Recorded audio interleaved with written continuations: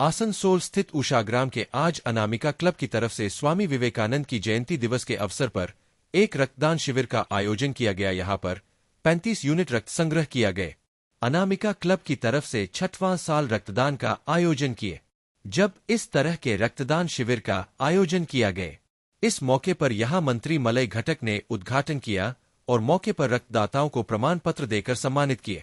आसनसोल नगर निगम के चेयरमैन अमरनाथ चटर्जी, तृणमूल कांग्रेस के राज्य नेता वी शिवदासन दासू, MMIC मानस दास, स्थानीय पार्षद मौमिता विश्वास, पार्षद ज्योति कर्मकार इस मौके पर उपस्थित। इस मौके पर यहाँ अनामिका क्लब के समस्त सदस्य उपस्थित और क्लब के सदस्य रक्तदान में शामिल हुए। मंत्री ने सभी को रक्तदान में शामिल होने पर धन्यवाद दिए। मंत्री मलय घटक ने कहा कि सभी लोग को रक्तदान करनी चाहिए। मैं उषाग्राम अनामिका समूह की ओर से बोल रहा हूँ। पिछले 6 सालों से हम लोग स्वामी विवेकानंद की जन्म दिवस के अवसर पर हम लोग रक्तदान शिविर करते आ रहे हैं। हर साल यहाँ का जो आदिवासी है, जनगण है, सबका काफ़ी समर्थन मिलता है, बहुत रिस्पांस मिलता है। इस साल भी काफ़ी रिस्पांस मुझे मिला है। तो हम सभी ने इस काम को आगे भी बरकरार जारी रखना चाहते हैं।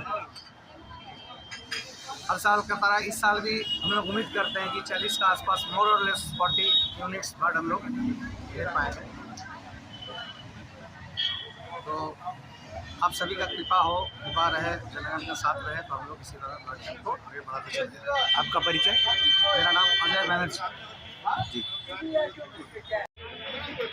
এবং আমার বোনেরা আছে, আমি প্রথমেই ধন্যবাদ জানাই অনামিকা ক্লাবের সকল সদস্যদের যে আজকে স্বামী বিবেকানন্দের 163তম 163তম জন্মদিবসে এবং 41তম যুব দিবসে এই ব্লাড ডোনেশন ক্যাম্পটি করার জন্য।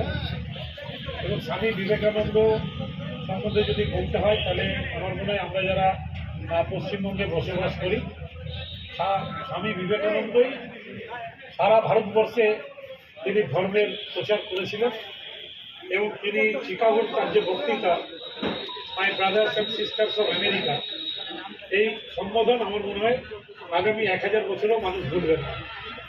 এবং তিনি একটা উপদেশ আমাদের দিয়ে গেছিলেন যে জীবে প্রেম করে যেই জন সেই জন সেবিছে ঈশ্বর।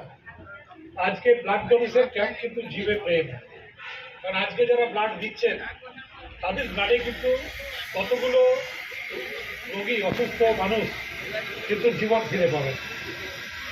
তাহলে যারা আজকে ব্লাড দিচ্ছেন তাদেরকে আমি আমার তরফ থেকে আন্তরিকভাবে ধন্যবাদ জানাই মাননীয় মুখ্যমন্ত্রী মমতা ব্যানার্জিকে। কারণ এই ব্লাড নিয়ে আপনি জানেন যে এখন যত সাইন্স এগিয়ে গেছে, ব্লাড সেপারেশন কত উন্নত হয়েছে। এবং আজ থেকে 5 বছর আগে আমরা আসানসোলবাসীরা কিন্তু ব্লাড সেপারেশন ইউনিট পেয়ে গেছি। আগে 30 বোতল ব্লাড দিলে 30 জন রোগীকে সেই ব্লাড দেওয়া যেত। এখন কিন্তু 30 বোতল যদি ব্লাড পাওয়া যায়, 90 জন রোগীকে সে সেবা দেওয়া যায়।